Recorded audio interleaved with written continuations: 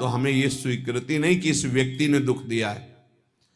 अगर ये व्यक्ति ना हो तो मैं कभी दुखी हूं ना, ऐसी भावना कभी मत बनाना कि अगर सामने कमरे वाला हट जाए ना तो मैं बड़ा सुखी हो जाऊं, वो अमक नष्ट हो जाए ना तो मैं सुखी हो, कभी नहीं। तुम्हें कोई दुख नहीं दे रहा, पक्का समझ लीजिए। तुमने जो बीज बोया है कर्म का, वो ही तुम्हें दुख दे रहा है, पक्का समझ लीजिए। यहां कोई दुख देने वाला नहीं है। ना दुखम, एक तो ये, दूसरा हमारे कर्म के कई रूप होते हैं। एक होता है व्यक्ति के ऊपर बैठकर कर्म दंड दिलाता है, और एक होता है घटना बनता है, और एक होता है रोग बनता है। शरीर में विविध प्रकार की आदि व्याधियां, तो हमको विचलित नहीं होना है। यदि आप भक्त हैं, उपासक हैं, आध्यात्मिक मार्ग के पथिक हैं, तो धैर्य रखिए। नाम जप से बहुत बड़ा बल मिलता है। सत्संग से हमारे अंदर विवेक जागृत होता है, सहने की सामर्थ्य आती है। बड़े से बड़े दुख को आनंद पूर्वक उपासक सह सकता है, विषयी भोगी पुरुष नहीं, संसारिक पुरुष नहीं। इसलिए ना दुखम, कोई भी दुख आपको विचलित ना कर पावे। यह तभी हो सकता है जब आपने मृत्यु का वर्ण कर लिया है। अब तो एक ना एक दिन शरीर छूटेगा ही, भजन नहीं छोड़ेंगे, सतमार्ग नहीं छोड़ेंगे। मृत्यु से बड़ा कोई दुख नहीं है, उसे हम पहले स्वीकार कर चुके हैं, तब इस मार्ग में चला जाता है। नारायण अति कठिन है, हरि मिलन की बाट, या में पग पीछे धरे प्रथम शीश दे काट। शीश काट का मतलब अपने अस्तित्व को आराध्य देव में समर्पित कर देना। अब जोई जोई प्यारो करे, सोई मोई भावे, तो दुख किस बात का। देखो, प्रवचन कर लेना सरल है, प्रवचन सुन लेना सरल है, लेकिन जब ये बातें जीवन में आती हैं उस समय अपने को बचा ले। यही आध्यात्मिक साधक की पहचान है। अनुकूलता होती तो बड़ी कृपा भगवान की, और जब प्रतिकूलता रंग लाती है उस समय बोलो कि बड़ी कृपा हरि की। तुम्हारा प्रियजन पधार गया और बोलो हाथ उठा के, बड़ी कृपा हरि की। तुम्हारा प्रिय शरीर असाध्य रोग से ग्रसित हो गया, बोलो अब बड़ी हरि कृपा। तुम्हारे मनोवांछित जितनी वस्तुएं उन सब विध्वंस हो गई, अब बोलो हाथ उठा के, बड़ी हरि की कृपा। तब समझा जाएगा महाभागवत हो, भक्त हो, बड़ी हरि की कृपा, और वास्तविक बड़ी हरि की कृपा। पर बोल सकता है वही जिसका अस्तित्व भगवान में समर्पित है। अगर अस्तित्व देहाभिमान में है तो बोल ही नहीं सकता।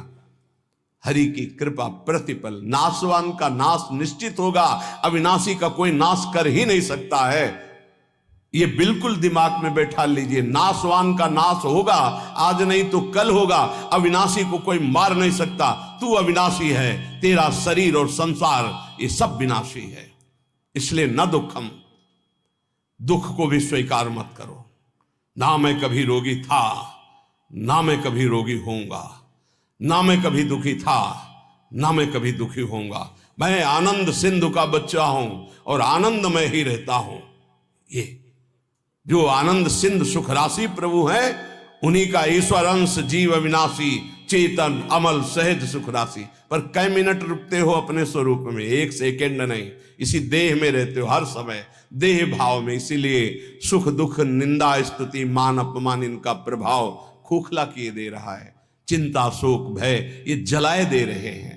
बहुत अपनेपन से कह रहे हैं, अपने लोगों को समझाने के लिए कि हे भाई, ये जो लोक में तुम्हारी इच्छा है कि मेरा नाम हो जाए, मेरी यश कीर्ति हो जाए, मेरा सम्मान हो जाए, मैं सबसे बड़ा बन जाऊं, ये एक माया का भ्रमात्मक जाल है जिसमें फंसकर तुम नाना प्रकार की योनियों को प्राप्त होगे, मुक्त नहीं हो पाओगे। इसलिए इस लोक ऐषणा का त्याग कर दो। लोक ऐषणा, जो कंचन विजयी होते हैं, कामिनी पर विजय प्राप्त कर लेते हैं, वो भी लोक ऐषणा में गिर जाते हैं। ये बड़ी भारी खाई है माया की, जिसे मान सम्मान कहते हैं, जिसे यश कीर्ति कहते हैं। इसकी चाह में बड़ी बड़ी साधनाओं की बलि चढ़ा दी जाती है। बड़ी बड़ी तपस्याओं को न्यौछावर कर दिया जाता है केवल अपने नाम के लिए, अपनी प्रशंसा के लिए, अपनी बड़ाई के लिए। हाथ कुछ नहीं लगता। जो प्रशंसा मान सम्मान का भोक्ता बन गया वो भगवान की प्राप्ति की योग्यता खो देता है। इसीलिए श्रीपाद कह रहे न लोकम, लोक ऐषणा की तरफ अपनी वृत्ति जो जा रही उसको हटाओ।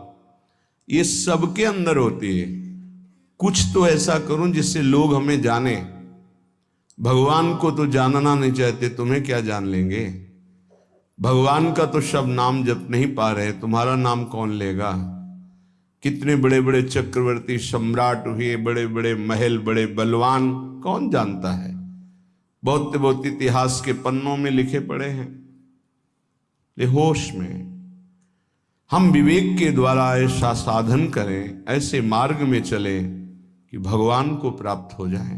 ये जीवन का परम लाभ है। न लोकम, हमें लोक के मान सम्मान, यश, कीर्ति, प्रतिष्ठा आदि की भी चाह नहीं करनी चाहिए। अगर भगवान को सम्मान देना ही है ना, यश कीर्ति देनी है ना, तो ऐसा प्रदान करेंगे कि आपकी भगवत प्राप्ति भी नहीं रुकेगी और बिस्तरे सब जग विमल कीरति, साधु संगति ना टरे। खास बात रहेगी, आपके जीवन में भारी यश का विस्तार होगा पर साधु संगति मिलती रहेगी, इसलिए अभिमान नहीं हो पाएगा। वो मान सम्मान आपके तप का नाश नहीं कर पाएगा। यदि भगवान को नाम करवाना है, यश करवाना है, सम्मान दिलवाना है, ये उनका विषय है। अपने तो दैन्य रहे, अपने तो सम्मानम कल्याति घोर गरलम नीचापमानम सुधा, सम्मान को विष समझें और नीच पुरुषों द्वारा किए हुए अपमान को अमृत समझें, तब राधा माधव में प्रीति होती है। क्योंकि देहाभिमान ही प्रीति में बाधक है। जब हमारा सम्मान होता है तो देहाभिमान पुष्ट होता है, और जब अपमान होता है तो भगवान की शरणागति पुष्ट होती है। ये सिद्धांत है, ये बाहरी बहिर्मुख पुरुष नहीं समझ पाएंगे। कोई हमारा अपमान करे तो हमें लाभ मिलेगा, छाती जलती है, उसको तो दंड देना चाहिए जो अपमान करे, यह अज्ञान है। ये परमार्थ का मार्ग नहीं है। आप जहां बैठे हैं, जो सुन रहे हैं, ये शुद्ध अध्यात्म है, भगवत मार्ग है। इसलिए न लोकम, लोक की भी मान बढ़ाई, यश कीर्ति की चाह ना करे तो राधा माधव के चरणारविंद की तरफ उसकी मन और बुद्धि की गति होने लगेगी। या ऐसा समझ लीजिए कि मन और बुद्धि में राधा माधव आकर विराजमान हो जाएंगे। कीजिए, जिन्होंने अपने एक संकल्प मात्र से अनंत ब्रह्मांडों की रचना कर दी, वो मायाधिपति, ऐश्वर्य, समग्र वैभव, ज्ञान समुद्र, वैराग्य समुद्र, प्रेम समुद्र भगवान हमें मिल जाएंगे, फिर हमारे लिए दुर्लभ प्रकट हो। ऐसे भगवान हमारे हो जाएंगे तो हमारे पास कमी क्या रहेगी। जाके रामधनी वाके कौन कमी। जब प्रभु हमारे हो गए तो फिर कुछ पाना बाकी नहीं रहता, सब कुछ मिल गया। अभी अल्प बुद्धि होने के कारण ऐसा लगता है हमें इस भोग की आवश्यकता है। अगर लक्ष्मीपति भगवान स्वयं मिल जाए तो आवश्यकता ही खत्म हो जाएगी। स्थिति आ जाती, सकल कामनाहीन जे राम भगति रस लीन, कोई कामना ही नहीं रह जाती। आप कामनाओं में सुख ढूंढ रहे हैं और जबकि कामनाओं में सुख की आकांक्षा करके कर्म करते हुए दुख भोग रहे हैं, इसका मतलब सही मार्ग नहीं है। निष्कामता में जो परम सुख है वो केवल अध्यात्म मार्ग का पथिक ही समझ पाता है। संसार मार्ग का पथिक तो सकामता में ही भटकता रहता है। आगे कह रहे, न धर्मम, जो धर्म देह से संबंध रखता है, लोक से संबंध रखता है, उसका जब हम पूर्णतया पालन करते हैं तो परम धर्म की प्राप्ति होती है। परम धर्म त्यज लोक धर्मान, लोक धर्मों का त्याग करने पर परम धर्म की पूर्ति होती है। सावै पुंसाम परो धर्मो यतो भक्ति अधोक्षजे, भगवान श्री हरि में प्रेम लक्षणा भक्ति हो जाना ये परम धर्म है, और लोक धर्म का ठीक निर्वाह करने का फल है परम धर्म, प्रभु के चरणों में भक्ति हो जाना। नहीं तो आपसे सच्ची कहते हैं, ये देहाभिमान बड़े बड़ों में झलकता रहता है। मैं अमुक, मैं अमुक, मैं अमुक, मैं अमुक, दूसरे की निंदा, अपने मुख से प्रशंसा, जो अध्यात्म के बिल्कुल विरुद्ध है, वो बना रहता है। बड़ा ज्ञान है शास्त्रों का, पर ये जब वाणी खुलेगी तो किसी न किसी की निंदा होते पाया गया है। वो तो अमुक जाति के थे, वो अमुक अमुक ऐसे ऐसे। अरे जो सत्य वस्तु है उसको क्यों नहीं जाना जा रहा? एक ही सच्चिदानंद भगवान अपने स्वरूप का विस्तार किए हुए हैं, वही है, दूसरा कोई नहीं है। मत्ता परतरम नान्यत किंचिद अस्ति धनंजय। गीता जी कह रहे हैं, भगवान श्री कृष्णचंद्र जी के वचन हैं, मेरे सिवा हे अर्जुन किंचन मात्र कोई वस्तु नहीं। फिर किसकी निंदा की जा रही है? लोक धर्म की महत्ता है परम धर्म की प्राप्ति में। यदि लोक धर्म का पालन कर रहे हैं, परम धर्म की प्राप्ति नहीं हुई, तो सो सब धर्म करम जरि जाऊ, जहां न राम पद पंकज भाऊ। वो सब धर्म कर्म में आग लग जाए जिससे भगवान के चरणों में प्रीति न उत्पन्न हो पावे। क्या उस धर्म कर्म का जो प्रेम न प्रकाशित कर दिया? जिससे प्रेम प्रकाशित हो वही धर्म है। इसलिए कह रहे कि इस लोक धर्म में ज्यादा अर्झो मत। क्या लोक धर्म है? मैं अमुक जाति का हूं, मैं किसी का पति हूं, किसी का पुत्र हूं, किसी का पिता हूं, किसी का अमुक अमुक अमुक, ठीक है। इन धर्म का पालन करो भगवत भाव से और भागवत धर्म में स्थित हो जाओ, यही इसकी मानता है। अगर केवल इतना ही करते रहे और प्रभु के चरणों में प्रीति नहीं, तो विश्वास कीजिए आपके हाथ में जो सत्य वस्तु प्राप्त करने के लिए मानव देह लगी थी, कुछ नहीं लगेगा।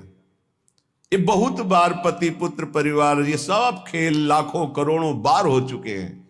हाथ आज क्या लगा है आपके?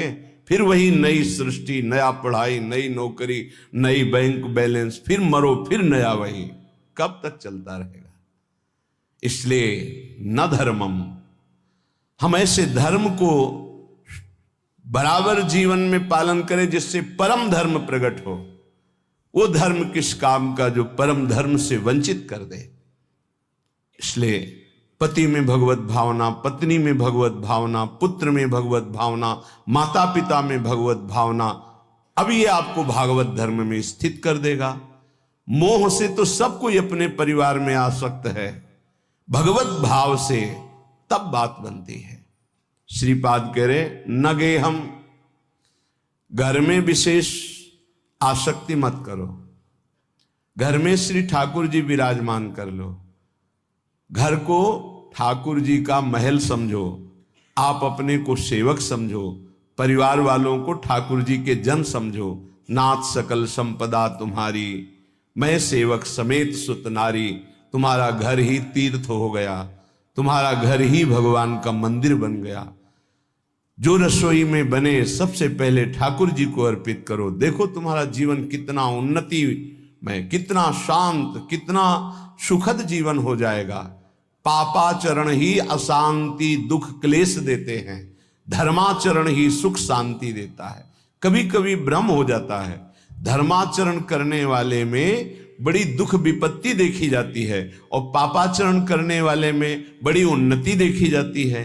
तो इसका आंतरिक रहस्य है कि अभी ये धर्माचरण कर रहा है, पीछे उसने जो पापाचरण किए हैं उनका फल लागू हो चुका है उसके ऊपर, इसलिए धर्माचरण करते हुए वो दुख भोग रहा है। और जहां दुख पापाचरण द्वारा प्रदत्त खत्म हुआ और इसके धर्म का प्रभाव आएगा, ये चमक उठेगा, इसका जीवन आनंदमय हो जाएगा।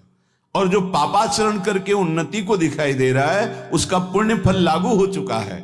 जहां पुण्य नष्ट हुआ और वर्तमान का पाप और भूत का पाप दोनों जुड़ेंगे तो ये नष्ट हो जाएगा। इस रहस्य को समझें, इसको ऐसा ना माने कि पापात्मा जन बड़ी उन्नति को प्राप्त होते हैं, पुण्यात्मा जन दुख को भोगते हैं। ऐसा सिद्धांत नहीं है। उसके रहस्य को न जानने के कारण अज्ञानी जन ऐसा कहते हैं। श्रीपाद कह रहे गृह में भी आसक्ति मत हो। क्यों? घर में आसक्ति अगर कर लोगे, ऐसी आसक्ति सुनी जाती, अरे हमने इतनी मेहनत करके घर बनाया, अब तो एक एक दीवाल की ईंट में हमारी आसक्ति है, तो छिपकली बनकर उसी में आओगे, उसी घर में रेंगोगे। अरे भाई, जब ये घर अपना नहीं है, पांच भौतिक, ये छूट जाता है, इसको आग लगा दी जाती है, तो और कौन सा घर अपने साथ चलेगा?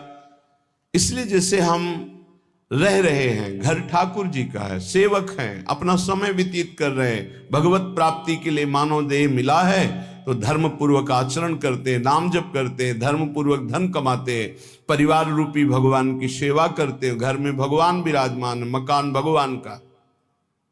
जैसे भक्तजन अपने मकान का नाम रख, प्रिया कुंज, श्यामा, ये प्रियाजू का कुंज है, ये श्यामाजू का है, हम तो सेवक हैं। तो घर की अहम वृत्ति, मम वृत्ति का नाश हो गया। एक एक बात को समझ जाओगे तो भगवत प्राप्ति बहुत सरल हो जाएगी। न लोकम, न धर्मम, न गेहम और न देहम। ये शरीर जिसको हम इतना प्यार करते हैं कि मैं मानते हैं, ये केवल क्लेश ही क्लेश दे रहा है। यदि भजन ना हुआ तो इसका कोई महत्व नहीं। कहां गई हमारी वो बाल्यावस्था, कहां गई हमारी यौवन अवस्था? नाना प्रकार से इसको दुलार किया, इसको प्यार किया, इसको मैं माना, और ये दुख ही दुख दे रहा है, प्रतिक्षण क्षीण हो रहा है, ये नष्ट हो जाएगा। आज दिखाई दे रहा है चलता फिरता बोलता, कल इसका अस्तित्व ही नहीं रहेगा, मिट्टी में मिल जाएगा। इसलिए इस देह का अभिमान मत करो। ये देह तुम्हारा अविनाशी नहीं है, कुछ समय का है। बहुत होश में, बहुत होश में। इससे पाप मत करो, किसी को दुख मत दो, मरण के लिए अन्य जीवों की हत्या करके मांस मत खाओ, प्रमाद स्थिति पागलपन बढ़ाने के लिए शराब मत पियो। ये वो बुद्धि भ्रष्ट कर देती है जो नरक ले जाती है। पराई माता बहनों की तरफ गंदी दृष्टि, पापात्मा का भाव मत करो। ये मनुष्य देह केवल पवित्र आचरण करके, धर्माचरण करके भगवत प्राप्ति के लिए मिला है सबको। इसमें ऐसा नहीं कि अमुक प्राप्ति नहीं कर सकता, नहीं। कोई भी हो, पुरुष हो, स्त्री हो, बालक हो, बूढ़ा हो, कोई भी वर्ण का हो, कहीं का भी हो, कैसा भी हो, सबको चांस है भगवत प्राप्ति का। मानव देह मात्र को अधिकार है भगवत प्राप्ति करने का, क्योंकि अन्य योनियों में विवेक नहीं होता, इसलिए वो उपदेश धारण नहीं कर सकते, वो भजन साधन नहीं कर सकते। हाँ, भगवत कृपा से यदि संयोग बन जाए तो अन्य योनियों में भी कल्याण हो जाता है। जैसे कोई बहुत बड़े भागवत के घर का कुत्ता ही सही, वो दरवाजे पे बैठा, खूब नाम कीर्तन हो रहा है, ठाकुर जी का भोग लगा, आरती हुई, उसको भी प्रसाद मिल रहा है, वो नाम कीर्तन, उसका कल्याण हो जाएगा। भगत के घर के पशु पक्षियों का भी कल्याण हो जाता है। ऐसा कहीं बिरला ही संयोग बैठता है, नहीं तो मानव देह में ही भगवत प्राप्ति होती है। तो कह रहे हैं ये देह भगवत प्राप्ति के लिए इसका अभिमान करके गलत आचरणों में समय बर्बाद मत करो। जब आपके अंदर करने की शक्ति तो अच्छा करो, बोलने की शक्ति तो अच्छा बोलो, देखने की शक्ति तो अच्छा देखो। बुरा क्यों करते हो? बुरा का फल बुरा ही होगा। तो मानव देह बुराई मिटाने के लिए मिली, बुराई बढ़ाने के लिए नहीं मिली। बहुत अपने लोग अपनी महिमा को नहीं समझ पा रहे हैं, दूसरों से आशीर्वाद मांगते घूमते हैं। किसी का आशीर्वाद क्या करेगा यदि हम अपने आचरणों को ना सुधारें, हम अपने को प्रभु के भजन में ना लगाएं, हम शास्त्र आज्ञा से ना चले, तो दूसरे का आशीर्वाद लागू ही नहीं होगा, लागू ही नहीं होगा। आप हमारी बात को पकड़िए। और यदि आप धर्म से चल रहे हैं, नाम जप कर रहे हैं, पवित्र जीवन है, तो किसी से आशीर्वाद मत मांगो, सबका आशीर्वाद मिल जाएगा। विश्वास कीजिए। सुर नर मुनि प्रसन्नता ऊपर, सोई विजयी विनयी गुण सागर, तासु सुजस त्रैलोक उजागर। जितने सुर नर मुनि सब उस पर कृपा करेंगे जो धर्म से चलता है, जो भगवान नाम जप करता है। अगर धर्माचरण का त्याग कर दिया जाए, अपवित्र पापाचरण किया जाए तो कोई नहीं बचा सकता। रावण ने किसकी आराधना नहीं की? विचार करके देखिए, बड़ा विद्वान था, भगवान शंकर की खूब आराधना की, बड़े उच्च कोटि की आराधना की, लेकिन आचरण सही नहीं थे। तो क्या क्या नहीं मिला उसको भगवान शंकर की कृपा से? लेकिन सर्वस्व नाश हो गया, रहा न को कुल रोव निहारा, आचरणहीन हो गया, धर्म भ्रष्ट हो गया, मनमानी आचरण।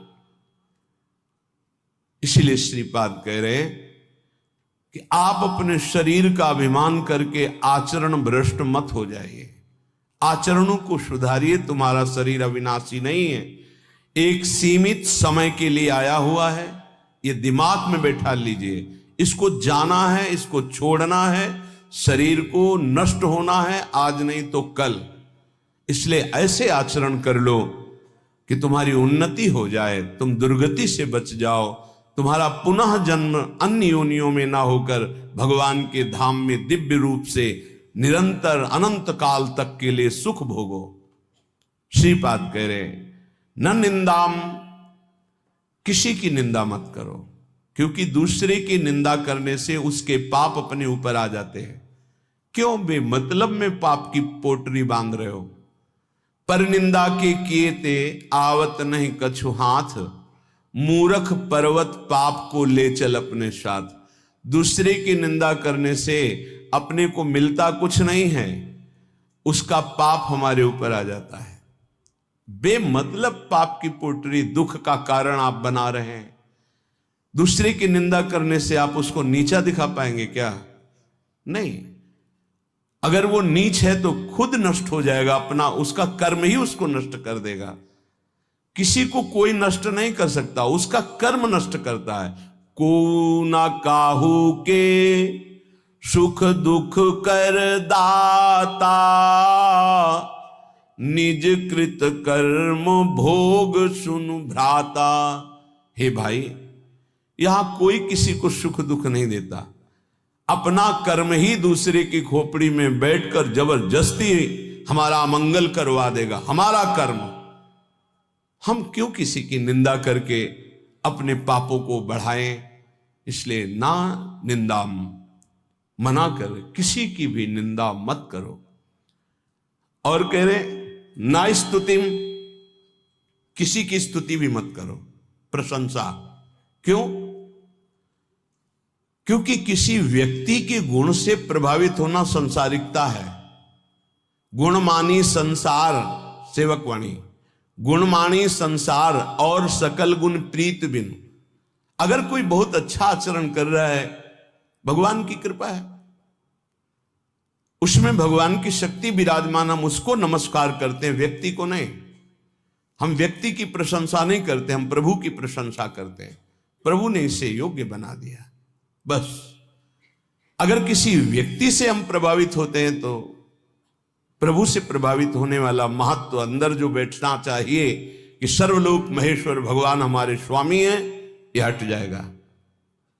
हमें भगवत भाव की प्रशंसा करनी, ना कि किसी व्यक्ति के पद की, गुण की नहीं। सर्वलोक महेश्वर भगवान कृपा किए हैं, उसको ये सामर्थ्य दिए हैं, जितने अंश में सामर्थ्य दिए हैं उतना वो प्रभावशाली है। पर हम व्यक्ति की नहीं, हम भगवान की तरफ देखते हैं। भक्त का लक्षण होता है वो भगवान की तरफ देखता है, व्यक्ति की तरफ नहीं। तो हमारी कोई बहुत बड़ाई कर दे, भलाई कर दे, कोई वस्तु दे दे, कोई मनोनुकूल कार्य कर दे, तो हम श्री भगवान की तरफ देखते हैं, प्रियाजू की तरफ देखते हैं, उस व्यक्ति की तरफ नहीं देखते कि धन्यवाद आपने, ये संसारिकता है, आपने बहुत बड़ा काम कर दिया, धन्यवाद। नहीं, जय हो प्रियाजू की, इसको निमित्त बनाकर प्रियाजू ने कार्य करा। हमारी आसक्ति प्रियाजू में, किसी व्यक्ति में नहीं। जीवन में यह सिद्धांत समझ लीजिए, यदि व्यक्ति से आसक्त होंगे तो इष्ट का भरोसा छूट जाएगा, फायदा क्या हुआ? कोई भी कितना हित करे, कितना भी हमारा मंगल करे, हम धन्यवाद नहीं देंगे, हम जय बोलेंगे, हमारे प्रियालाल की जय हो, उन्होंने इसे निमित्त बनाकर कराया है। जय हो प्रियालाल। हम उस भगवत स्वरूप को प्रणाम करते हैं, व्यक्ति नहीं, गुण नहीं, ये प्रियालाल की कृपा। देखो गोस्वामी जी से कह रहे हैं, तात सुनहु माया कृत गुण अरु दोष अनेक, गुण या उभय न देखई, देखी सो अविवेक, गुण या उभय न देखई। भागवतिक गुण है, न किसी के दोष, न किसी के गुण, न किसी की निंदा, न किसी की स्तुति। सबसे बड़ा भागवतिक गुण है सब में भगवान को देखना। इस रूप में भगवान आ गए, इससे बड़ा सम्मान क्या होगा सामने वाले का। साक्षात हम भगवान मान रहे हैं, इस रूप में भगवान, व्यक्ति नहीं, व्यक्ति रूप में हम स्तुति नहीं करेंगे, भगवत भाव से मेरे प्रभु इसे निमित्त बनाकर आए, या मेरे प्रभु इस रूप में आए। श्रीपाद करें, नापि सौख्यम, हमारा किसी से किसी भी तरह का सुख लेने का भी भाव नहीं होना चाहिए। सौख्यम माने सुख होता है, नहीं होना चाहिए। सौख्यम माने सुख होता है। ये व्यक्ति, ये पदार्थ, ये वस्तु सब प्रभु के सुख के लिए अपनी भावना, भक्त का। हम तो प्रसाद भोगता है, वस्तु का भोग नहीं करते। किसी व्यक्ति से सुख लेने की भावना रहेगी तो स्वार्थ बुद्धि रहेगी, स्वार्थ बुद्धि रहेगी तो अज्ञान रहेगा, अज्ञान रहेगा तो गलती हो ही जाएगी, पापाचरण हो ही जाएगा। जितने पाप होते हैं सुख बुद्धि लेने की भावना जिनकी जितनी बढ़ गई उनसे हो रहे हैं, हम हो या आप हो। पाप तभी होते हैं जब सुख लेने की भावना बढ़ जाती है, इतना राक्षसी भाव आ जाता है कि वो निंदनीय हो जाता है। देखो ना, काम भोग की लालसा हुई तो राक्षस पैदा हो गया उसकी बुद्धि में, क्या क्या कर डाला। देखो ना, क्रोध भाव पैदा हो गया तो राक्षस पैदा हो गया, क्या क्या कर डाला। देख लो ये विकार कैसे हैं। किसी से भी सुख लेने की आकांक्षा में ही ये दोष पैदा होते हैं। उपासक वही है जो सुख देवे को चाहो। हमारे हृदय में दूसरों को सुख देना भगवत भाव से। संसारी और उपासना के मार्ग में चलने वाले पथिक में बड़ा अंतर है। संसारी हर व्यक्ति से मिलेगा तो सुख लेने की भावना से मिलेगा, परमार्थिक पथिक से जो मिलेगा वो सुख देने की भावना रखेगा। सुख देवे को चावचित, सब सोहित निष्काम, या स्वधर्म हरिवंश को नाम गिरा विश्राम। इसीलिए महात्मा कहा जाता है, महान आत्मा। क्यों? क्योंकि दूसरों को सुख देने की भावना है। सुख लेने की भावना दुरात्मा बना देती है। इसलिए कह रहे न सौख्यम, किसी से सुख लेने की भावना मत रखो। हम जहां फंसे हैं सुख लेने में फंसे हैं। हमसे जब गलती हुई तो सुख लेने में गलती हुई है। हमारी जब दुर्गति का कारण बना है तो सुख लेने का हुआ है। जहां बंधन हुआ है सुख लेने से हुआ है। और न दुखम, बहुत सुंदर सिद्धांत का वर्णन है।